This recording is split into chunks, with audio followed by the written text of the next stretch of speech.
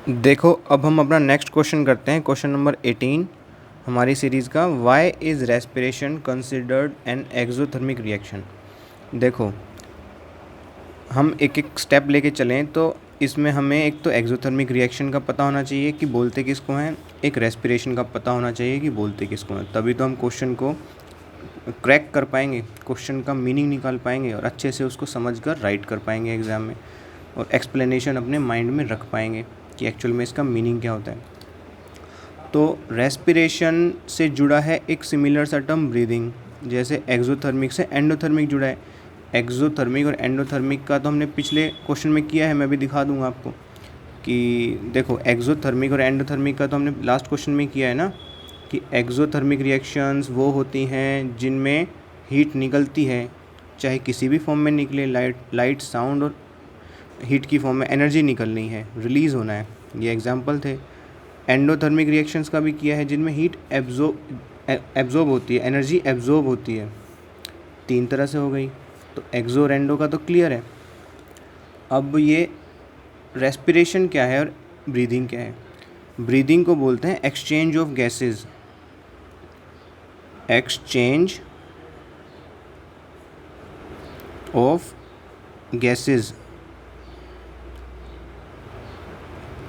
तो exchange of gases आपकी body में दो जगह होता है, एक लंग्स लेवल पर यानी कि एल्वियोलाई लेवल पर।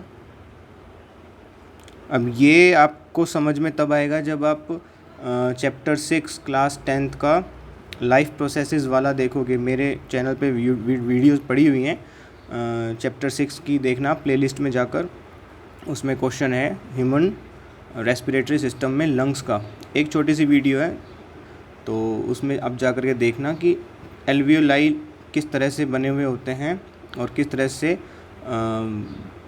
आपको विजुअलाइजेशन मिलती है इसकी, और एक्सचेंज कैसे होता है। दूसरा होता है टिश्यू लेवल पर, मींस एक्सचेंज ऑफ गैसेस। तो गैसेस कौन कौन सी होंगी, O2 और CO2, ये दो ही गैसेस होती हैं जो एक्सचेंज होती है। लंग्स लेवल पर O2 अंदर आती है ना, और CO2 बाहर चली जाती है। और टिश्यू लेवल पर टिश्यू से CO2 O2 बाहर CO2 बाहर निकलती है और O2 अंदर जाती है, क्योंकि हमें अल्टीमेटली सेल तक पहुंचाना है ना, तो टिश्यू के अंदर पहुंचेगा तभी सेल में O2 पहुंचेगी। तो O2 में पहुंचने के बाद CO2 जो निकली है वो टिश्यू लेवल पे आ जाएगी, तो टिश्यू लेवल से CO2 बाहर निकलेगी, फिर वो लंग्स तक पहुंचेगी तो लंग्स से बाहर निकल जाएगी। तो ऐसे ही ये दोनों जगह पे एक्सचेंज चलता है इनका। अब रेस्पिरेशन का क्या मतलब है, तो रेस्पिरेशन का मतलब होता है, अब देखो, आपने O2 इनहेल करी है ना, एल्वियोलाई और लंग्स लेवल पर वो O2 एक्सचेंज हुआ गैस का और बदले में CO2 निकल गई। अब O2 कहाँ पहुँची, एल्वियोलाई और आपके लंग्स में है, अब O2 ऑक्सीजन है, तो वो अब आपके टिश्यू लेवल तक पहुँचेगी ब्लड के थ्रू टिश्यू लेवल तक पहुँच गई, CO2 भी पहुँचती है। अब टिश्यू लेवल पे आपके ब्लड में अब ऑक्सीजन है, लेकिन सेल्स में तो CO2 है ना, तो सेल्स से CO2 आ जाएगी और सेल्स में CO2 चली जाएगी एट टिश्यू लेवल, तो O2 चली जाएगी टिश्यूज़ में, CO2 बाहर आ जाएगी। ठीक है, अब सेल्स में O2 पहुंच गई ना, है ना, सेल्स में अब O2 पहुंच गई। अल्टीमेटली हम जो ऑक्सीजन इनहेल करते हैं वो पहुंचानी तो हमें सेल्स में ही होती है ना। जैसे हम खाना खाते हैं तो खाने में हम फूड में प्रोटीन, कार्बोहाइड्रेट और फैट, तीन चीज़ें ही लेते हैं, तो अल्टीमेटली ये जाती कहाँ है, सेल्स में ही तो जाएगी ना, सेल्स में ग्लूकोज की फॉर्म में पहुँचती है। तो इसका मतलब सेल्स में ग्लूकोज गया और सेल्स में ही ऑक्सीजन गया, तो एक रिलेशन तो होगा ना इनका कुछ ना कुछ। सेल्स में ही हमने जो खाना खाया वो ग्लूकोज की फॉर्म में पहुंचा, हमने जो एयर इनहेल करी उसमें ऑक्सीजन हमारी सेल्स में पहुंची, तो अभी ऑक्सीजन की प्रेजेंस में ग्लूकोज का ब्रेकडाउन होने को ही रेस्पिरेशन बोलते हैं। आई थिंक आपको अच्छे से स्ट्राइक कर गया है अब। Breakdown of glucose in presence of in presence of oxygen. ये होता है रेस्पिरेशन का मतलब कि breakdown of glucose in presence of oxygen. So oxygen हमारी पहुंची थी, हमने रेस्पायर करी थी, हमने ब्रीथ किया था, ठीक है। ग्लूकोज पहुंची क्योंकि हमने खाना खाया था। तो दोनों तरफ से हमारी ग्लूकोज और ऑक्सीजन पहुंच गई सेल्स में। उसका ब्रेकडाउन होने को ही रेस्पिरेशन बोलते हैं।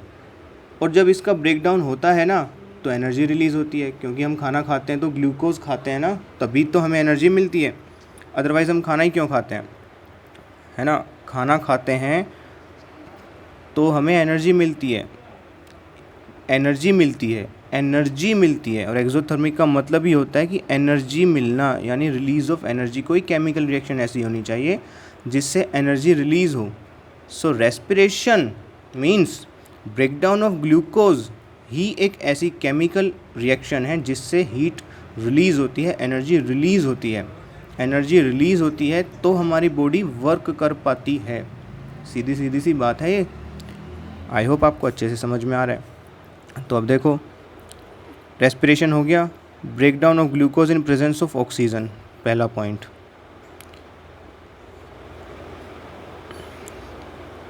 दूसरा पॉइंट यहीं लिख देते हैं। अब देखो, क्वेश्चन को है ना अपने अकॉर्डिंग फ्रेम करना सीखो। यहाँ अब मैंने ब्रीदिंग लिख दिया, ठीक है, फिर रेस्पिरेशन लिख दिया। मैं अलग से स्टेटमेंट बना के थोड़ी लिखूँगा कि again respiration means breakdown of glucose in presence of oxygen and in this energy is release, that is why respiration is known as exothermic reaction. तो यहीं पॉइंट बना के लिख दूंगा।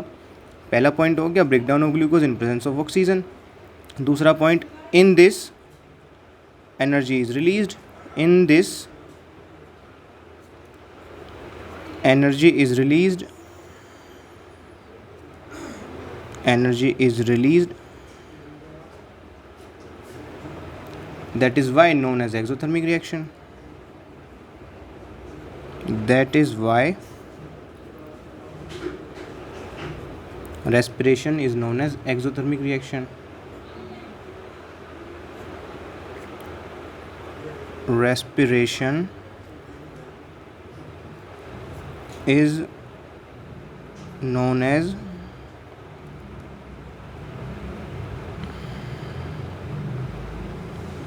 Exothermic reaction. ये शॉर्ट में हो गया एक, ठीक। 2 पॉइंट्स हो गए रेस्पिरेशन के। अब हम इसमें एक इक्वेशन लिख देते हैं हमारी, C6H12O6। ये एक्वस फॉर्म में होगा, ये हमारा ग्लूकोज है जो सेल में, प्लस ऑक्सीजन की प्रेजेंस में जो हमारी गैसियस फॉर्म है। ये रिएक्ट करेंगे और हमें दे देंगे CO2 6H2O, ये गैस, ये लिक्विड, ये भी 6 प्लस एनर्जी। ये एनर्जी रिलीज़ हो गई।